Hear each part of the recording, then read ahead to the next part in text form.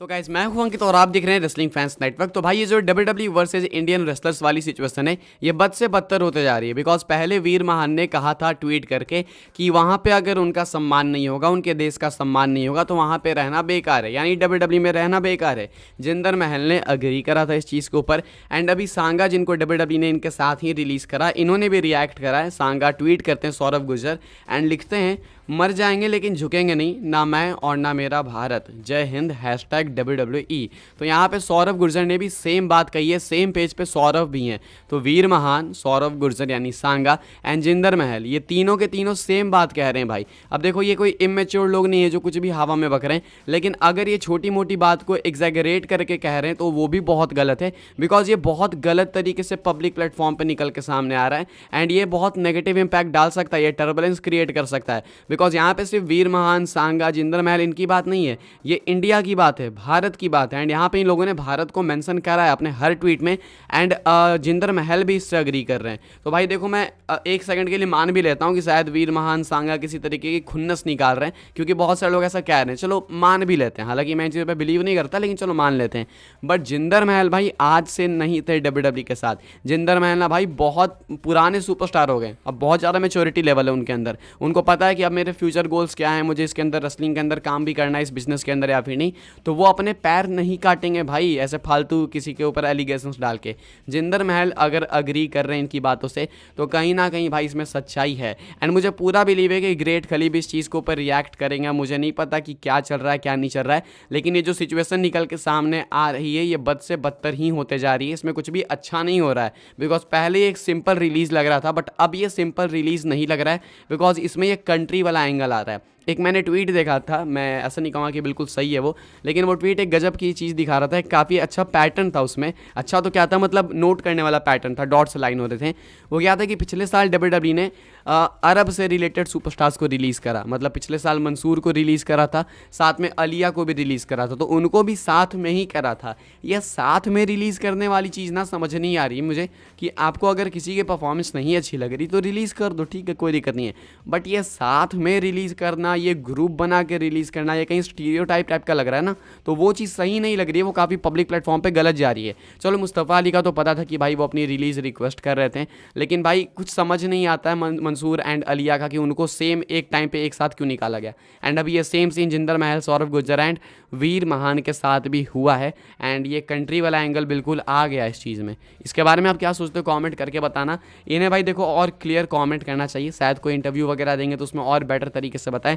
Because ये curiosity ना भाई तबाही में बदल सकते हैं, टर्बुलेंस क्रिएट हो सकता है। अभी के हिसाब से सांगा ने इस तरीके से रिएक्ट करा है। इसके ऊपर मैंने एक पर्टिकुलर बनाई इससे पहले वाली वीडियो, आप जाके देख सकते हो, वो भी काफ़ी इन्फॉर्मेटिव है इस चीज़ को लेकर। तो आप क्या सोचते हो कमेंट करके बताना जरूर से।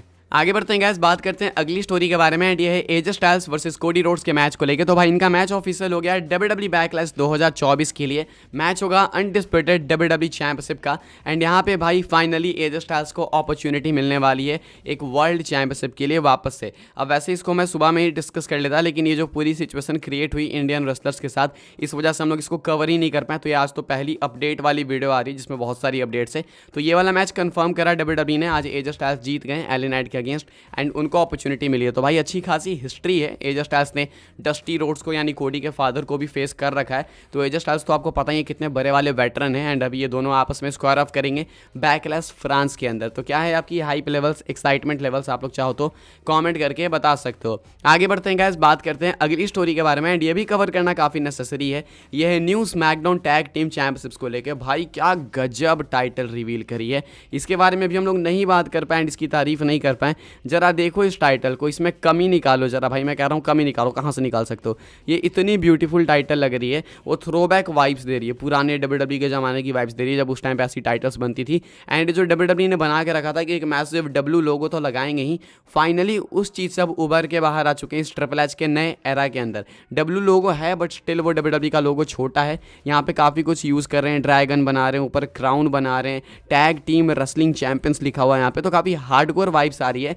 एंड जस्ट सपोज कि कोडी की चैंपियनशिप भी अगर अब चेंज कर दी जाए तो भाई वो और कितनी ज़बरदस्त ला सकते हैं, बिकॉज दिख रहा है भाई इस पर इन्होंने वर्क करा है। एंड अगर मुझसे कोई पूछेगा कि रॉ वाली टाइटल में एंड स्मैकडाउन वाली टैग टाइटल में बेटर कौन है, मुझसे या किसी से भी पूछेगा तो आई थिंक स्मैकडाउन वाली टाइटल को ज़्यादा वोट्स मिलेंगे। तो भाई स्मैकडाउन वाली टाइटल ने आग लगा दिया, बहुत ज़बरदस्त टाइटल डिज़ाइन करा गया है। आगे बढ़ते हैं गाइस, बात करते हैं अगली स्टोरी के बारे में, एंड ये है गुंथर को लेके। तो भाई गुंथर के रिटर्न को लेके अपडेट है। वैसे गुंथर तो लाइव इवेंट में परफॉर्म कर ही रहे, मैंने आपको बताया भी था, लेकिन गुंथर टेलीविजन पे कब आएंगे तो भाई वेट नहीं करना पड़ेगा, बिकॉज अगले मंडे नाइट रॉ में ही हमें गुंथर देखने को मिल जाएंगे। रसल वोट्स जो कि बहुत ट्रस्टेड सोर्स है, इसका कहना है following his IC title loss, my bad, following his intercontinental title loss to Sami Zayn at WrestleMania, Gunther is scheduled to return to television this Monday on Raw. Wrestle Votes ने clearly कह दिया है कि Intercontinental Championship WrestleMania में Sami Zayn के हाथों हारने के बाद गुंथर शेड्यूल्ड हैं डब्ल्यूडब्ल्यू टेलीविजन पे वापस आने के लिए इसी मंडे नाइट रॉ के एपिसोड में।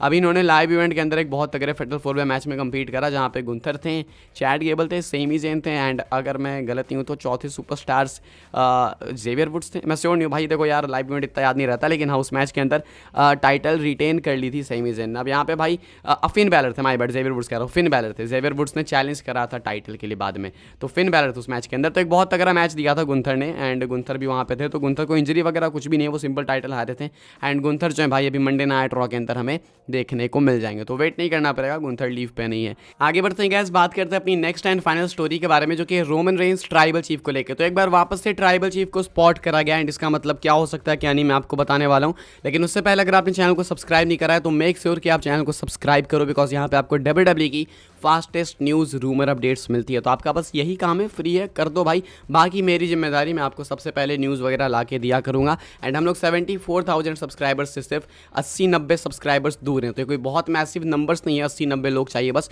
तो अगर आपने नहीं करा तो अभी कभी बटन प्रेस करें एंड 74,000 करवाने में हेल्प करें।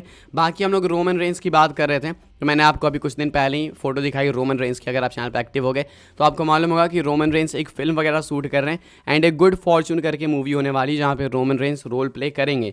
अब वहीं पे रोमन रेंस सेट पे स्पॉट किए गए थे, वापस से वहीं पे स्पॉट करे गए, एंड एक और फोटो रोमन की निकल के सामने आई है। यहाँ पे देख सकते हो आप लोग, रोमन रेंस सेट पे ही है, सूट के लिए ही है, एंड यहाँ पे रोमन रेंस वही कोट पैंट में दिख रहे हैं भाई वापस से। तो क्या रोमन रेंस का रिटर्न नहीं होने वाला है जल्दी आसपास में? देखो इसको लेके भाई कोई आज सच अपडेट नहीं है, लेकिन लोग का कहना है, बहुत सारे लोगों का मानना है कि अगर मूवी शूट कर रहे हैं, शूट करनी स्टार्ट ही करिए भाई रेसलमेनिया के बाद, तो टाइम तो लगेगा ना भाई, एंड अगर टाइम लगेगा शूट करने में दैट मीन्स कि रोमन का रिटर्न अभी करीब नहीं है। बाय द वे इसको लेके अपडेट भी कल निकल के सामने आई थी कि रोमन का जो रिटर्न है वो अभी इनडेफिनेट टाइम के लिए मान के चलो भाई, कंफर्म ही नहीं है कि कब होगा कब नहीं होगा। तो अभी कुछ नहीं पता कि रोमन कब आएंगे, एंड जब तक ये शूट नहीं कंप्लीट होती तब तक तो रोमन नहीं आने वाले। अभी के हिसाब से वापस से रोमन रेंस को स्पॉट करा गया, ये फोटो निकल के सामने आई थी, तो ये मैंने आपके साथ शेयर कर दिया। बाय द वे गाइस, इस वीडियो के लिए बस ये कुछ अपडेट्स थी। आई होप्स आपको इन्फॉर्मेशन मिली हो तो वीडियो को लाइक करें, शेयर करें, सब्सक्राइब करें, चैनल को फॉलो कर सकते हैं आप लोग मुझे इंस्टाग्राम एंड ट्विटर पर, लिंक आपको मिल जाएगी डिस्क्रिप्शन में। ज्वाइन कर सकते हैं व्हाट्सएप चैनल को, उसके भी लिंक है डिस्क्रिप्शन में। मिलते हैं अपनी नेक्स्ट ऑफर काफ़ी इंटरेस्टिंग वीडियो में।